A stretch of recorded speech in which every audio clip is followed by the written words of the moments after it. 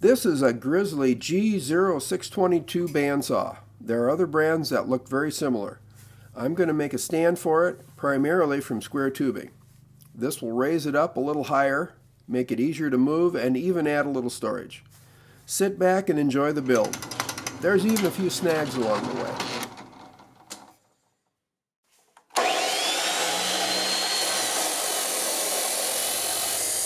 The chop saw easily makes little pieces out of big ones. Construction is primarily 1-inch square tubing.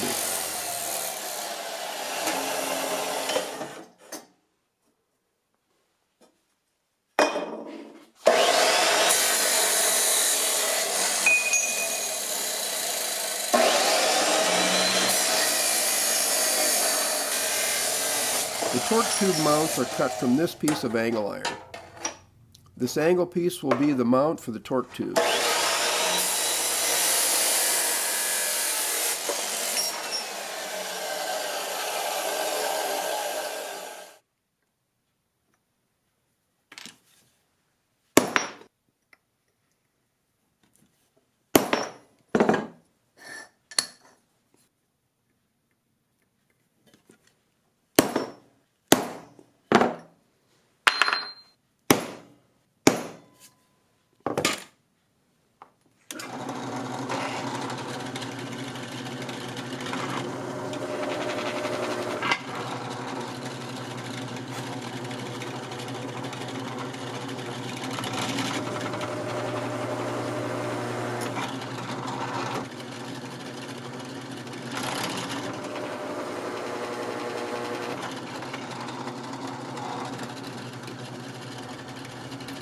I'm using a starter bit here, and sometimes they break.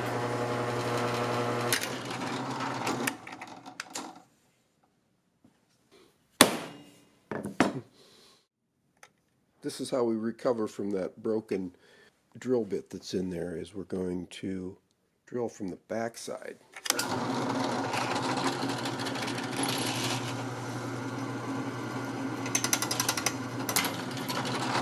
There is a piece of it embedded in the workpiece, and it will dull a few drill bits and move the drill off center.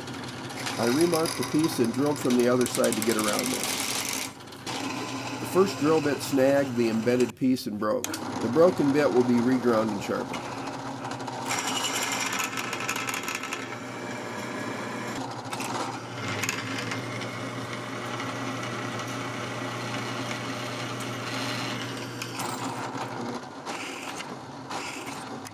These holes are for 1/4-inch bolts that will hold the torque tube mounts in place.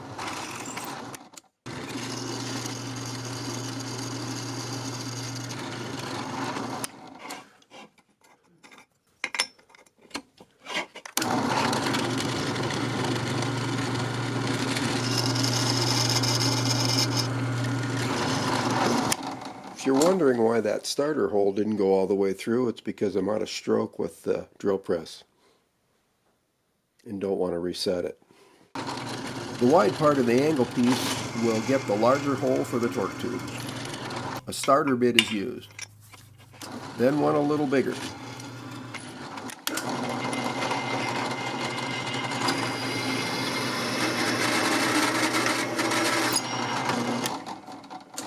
Well, I guess that one needs sharpening.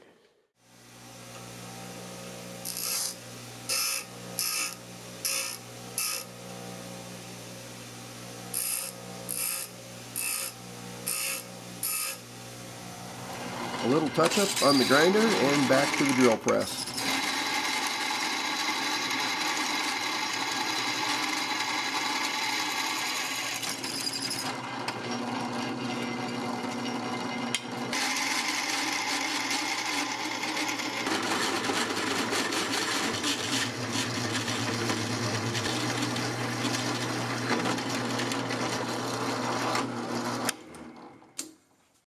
And here we are with the 1/16 bit.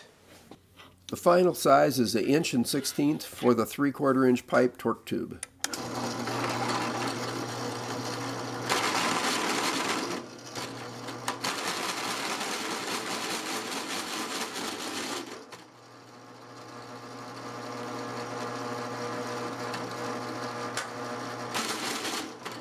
The drill bit is catching a lot. The decades-old belt is slipping with the larger bits.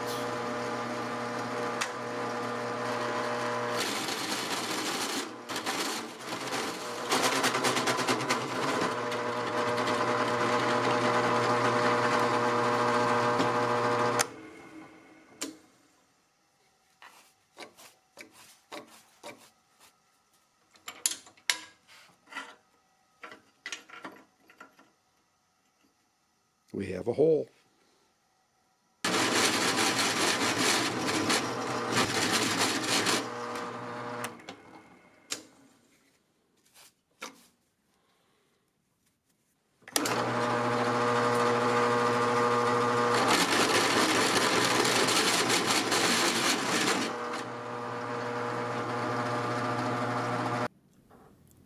It's time for a new belt. And now with the new belt.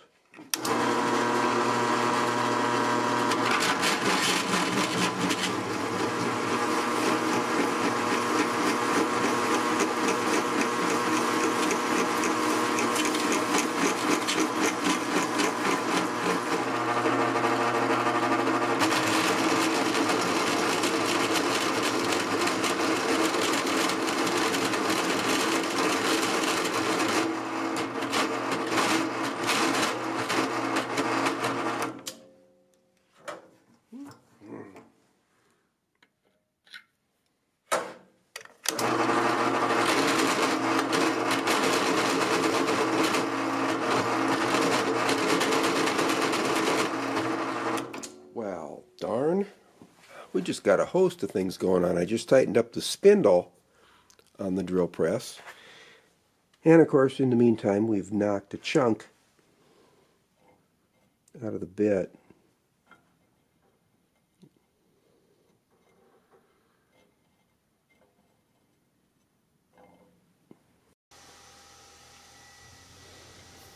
Here's that big bit resharpened.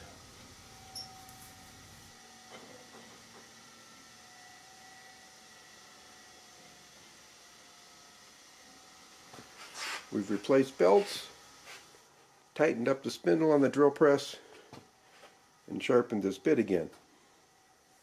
It's got to work this time.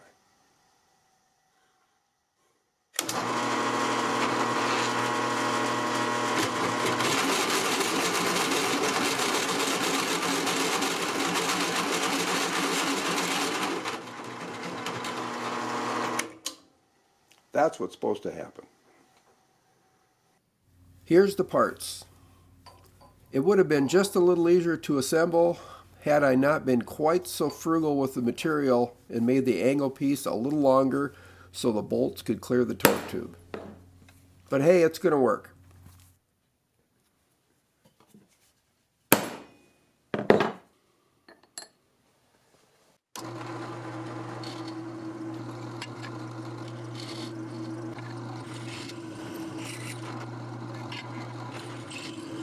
These are the holes in the square tubing the torque tube mounts bolt to.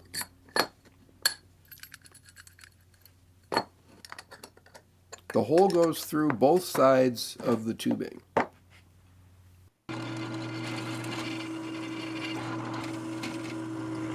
The part itself makes a great alignment tool for its own holes. Then the holes are enlarged for easier assembly later.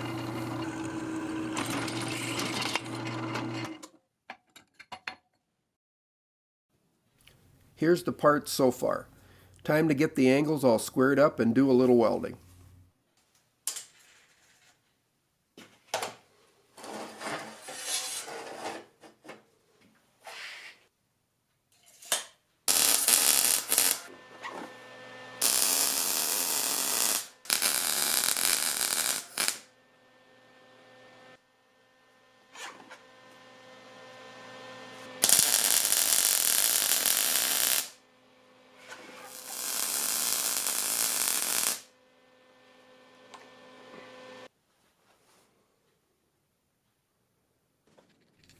Coupler nuts are used for plenty of adjustment of the adjustable feet.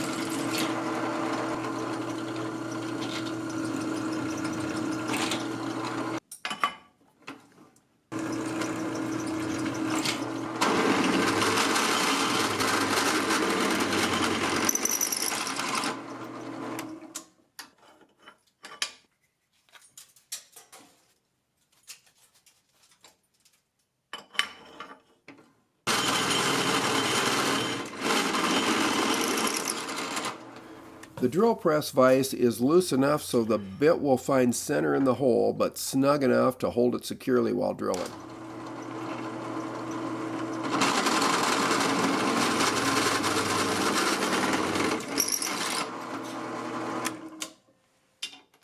And a little extra snugging wouldn't hurt. There we go.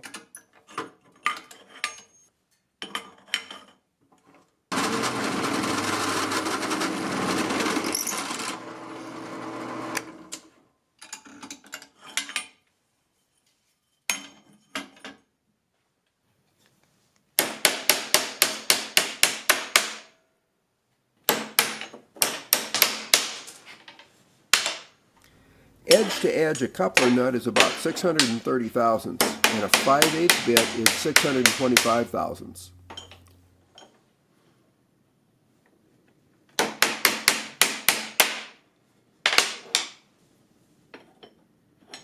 They fit snugly in the hole with just a little bit of persuasion. Then they get welded in.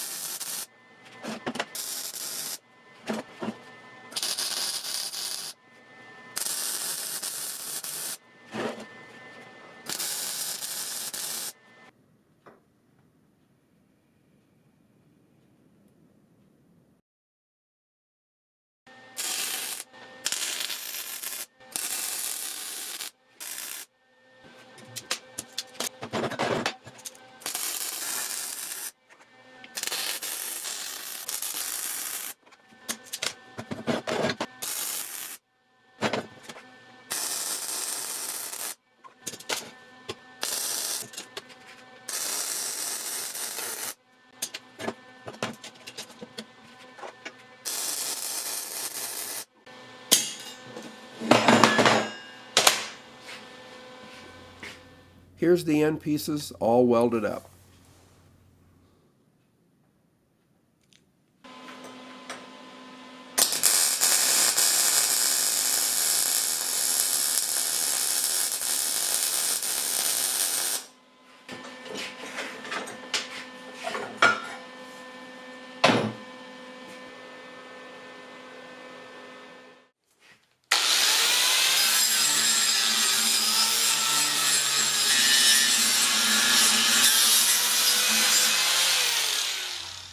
The flap disc makes clean, shiny metal for welding.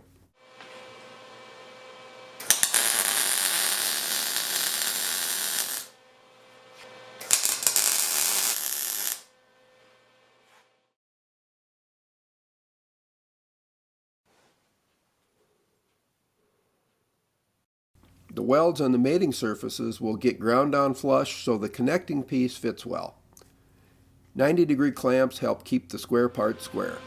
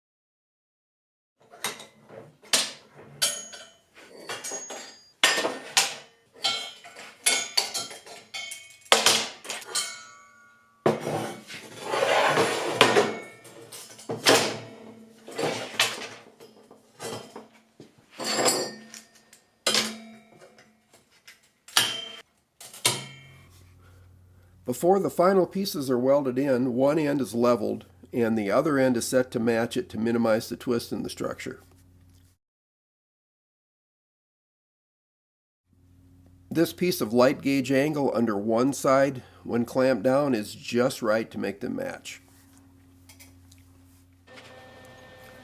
And a bunch more welds to finish the main structure.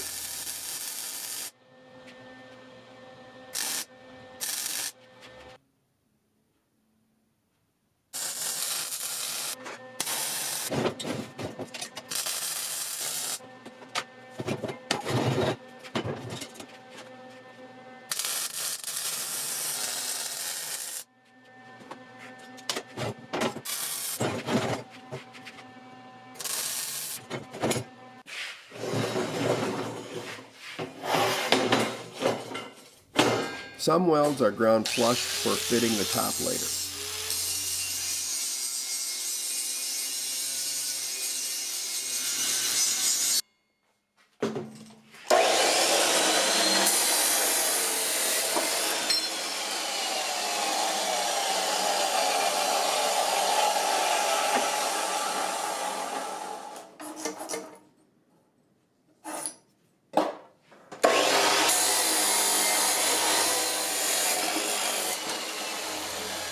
These angle pieces are cut and drilled for the lift wheels on the torque tube.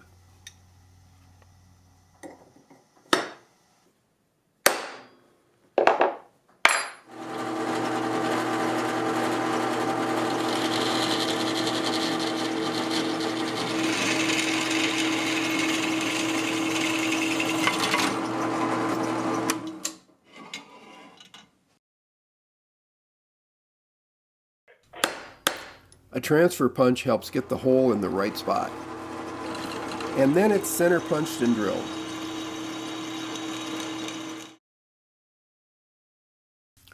Drilling through the matching piece works too.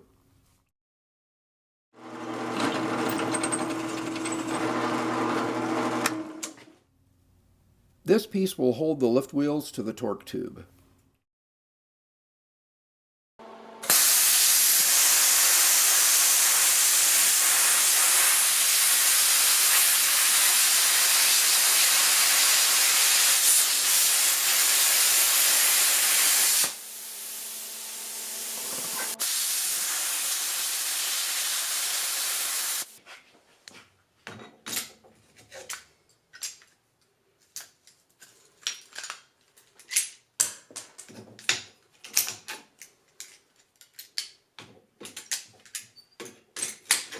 The plasma cutter is used to make notches to fit around the torque tube.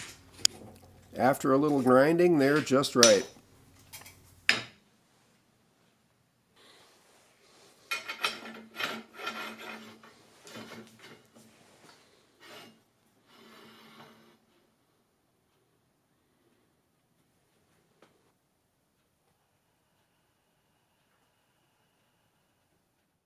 The torque tube is marked and cut to length.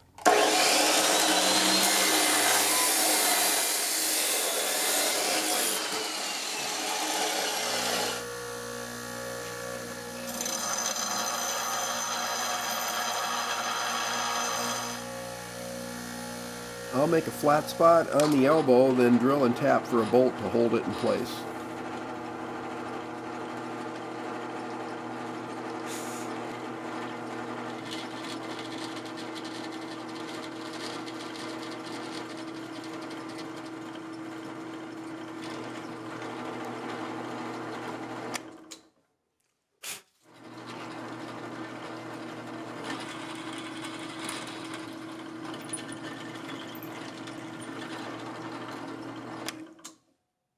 I had to drop the table to make room for the tap guide and the tap. So to get it lined up again, I'm just using a long drill bit. And since it's a little bigger, it'll make a nice chamfer for starting too.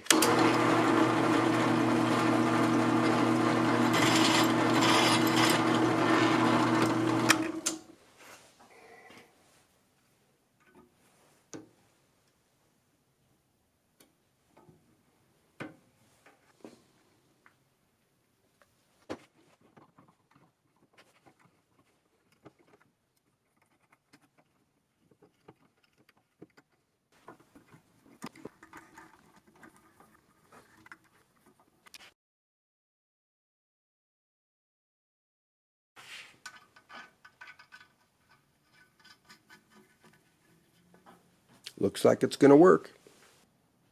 Here's the lift casters bolted to the angle pieces. The angle pieces are clamped to the welding bench for alignment and welded in place.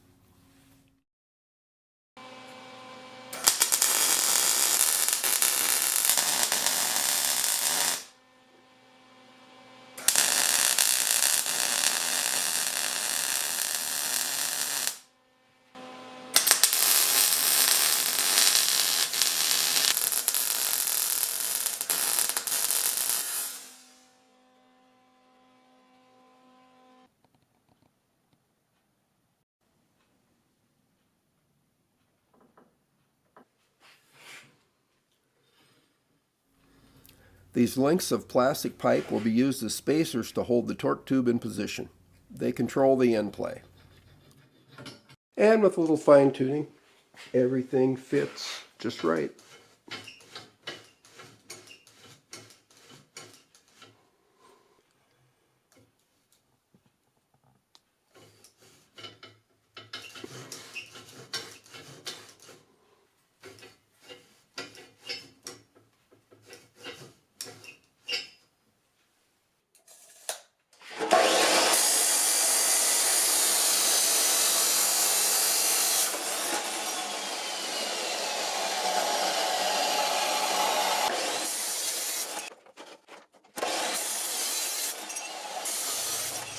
These plates are cut to bolt the swivel casters to, since their base is wider than the angle iron. They are welded to this part to hold the swivel casters.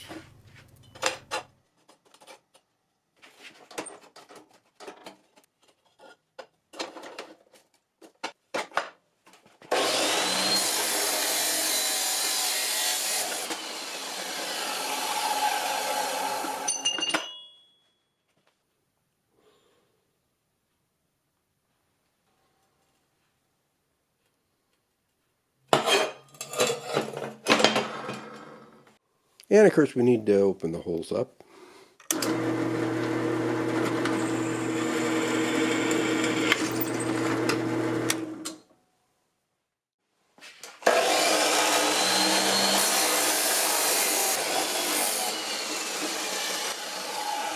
And here it is with the upright piece attached.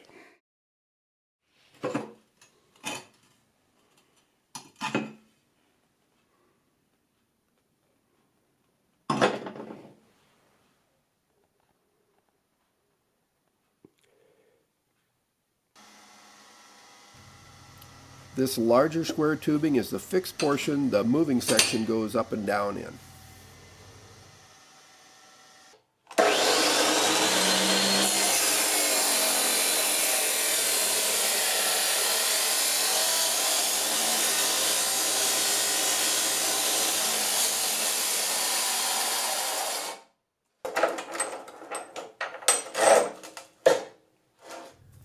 The cutoff wheel is worn down enough that it won't reach 45 degrees anymore, so I'll set it to 30 degrees and try it again.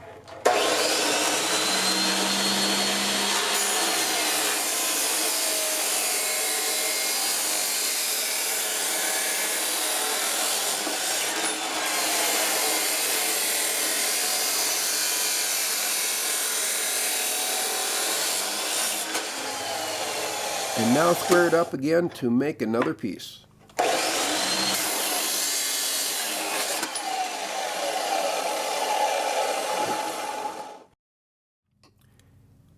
And here we have two beautifully handcrafted pieces with 30-degree ends.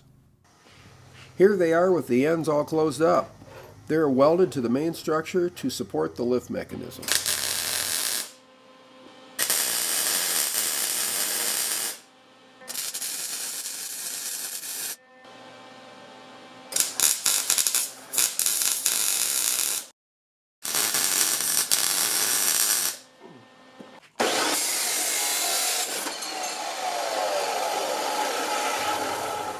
This is the part the wheel will run on to make the lift motion.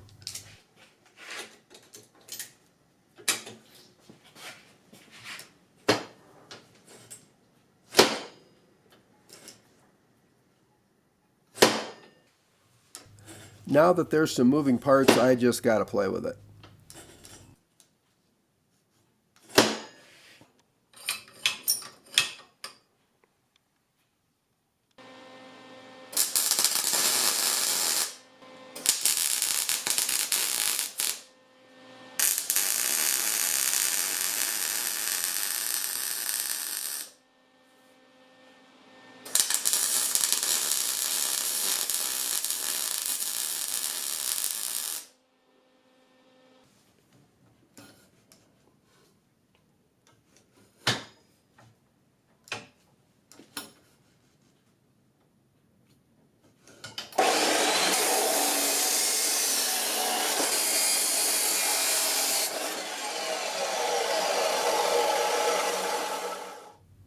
And now another set of parts for the other end.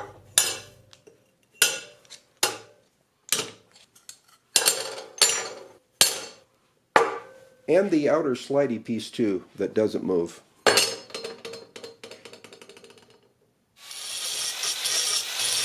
The mounting plate for the caster wheels is larger than the angle iron. They are bolted to these plates and welded together.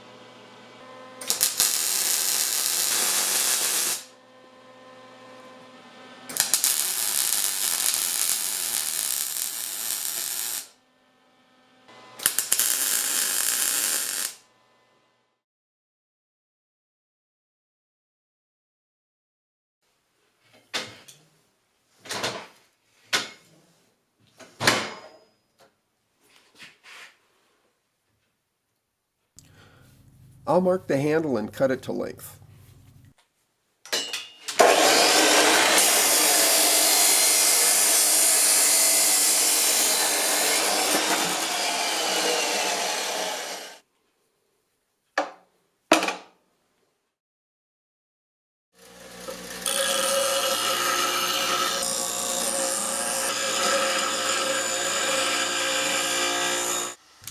A leftover piece from plasma cutting the lift angle parts is ground to a taper and fit into the end of the handle.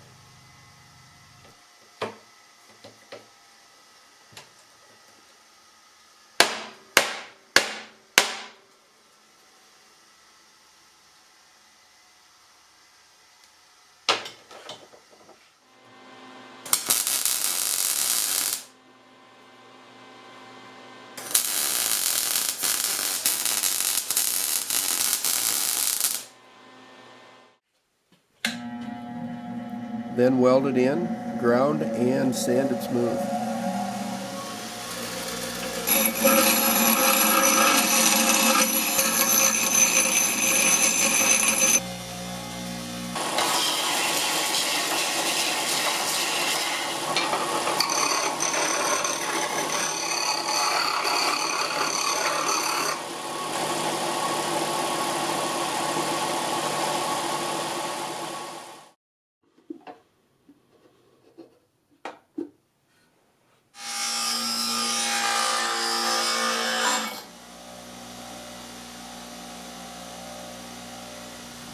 The corner is ground off this piece of square bar, then welded in for the lift wheel to stop against.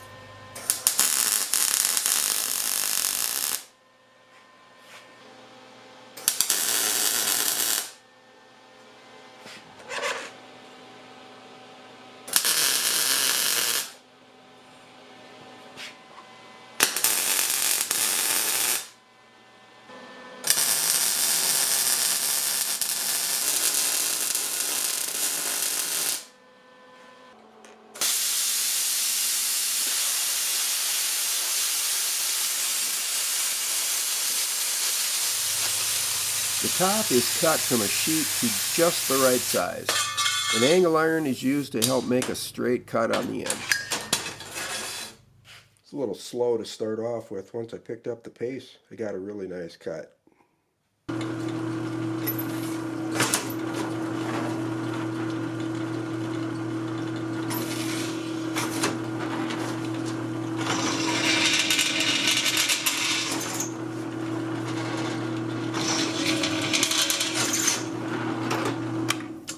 Holes are needed on the end of the top shelf for the torque tube mount bolts to pass through.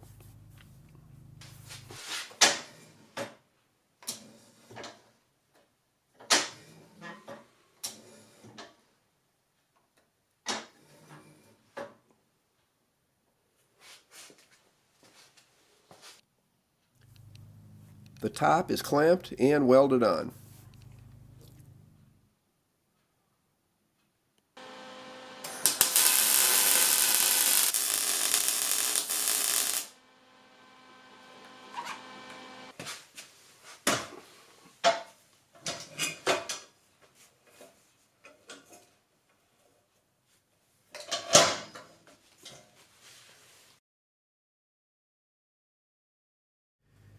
Here's some fine tuning on the lift mechanism. The metal shim is welded in to take up the slot between the two sizes of square tubes. A hole is drilled in the outer tube so the shim inside can be welded from the outside. Top and bottom of the shims are on opposite sides to help alignment so it lifts more straight up.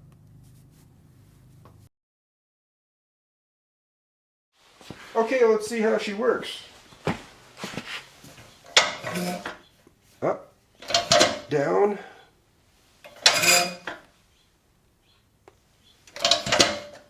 and to be sure, we'll give her the old 200-pound gorilla test too.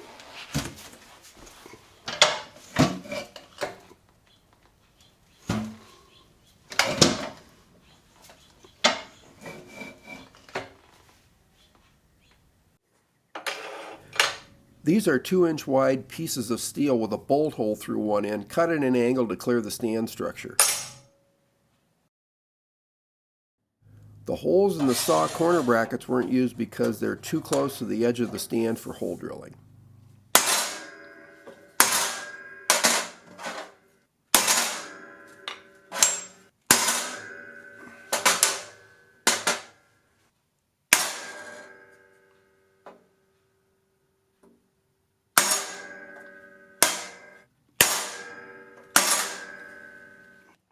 The holes are marked, the saw moved and secured for drilling, then moved back and clamped down.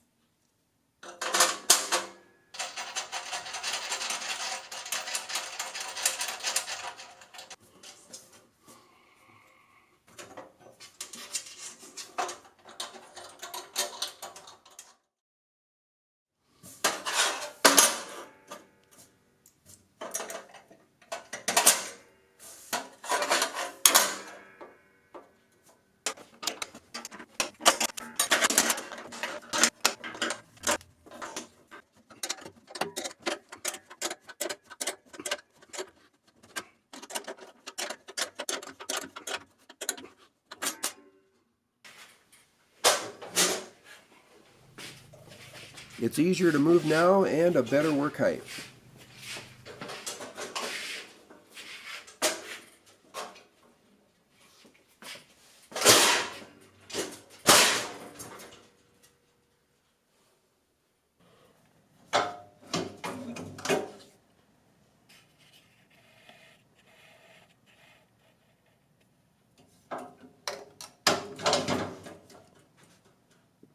If you liked the video, be sure to give it a thumbs up, share, and subscribe to the channel.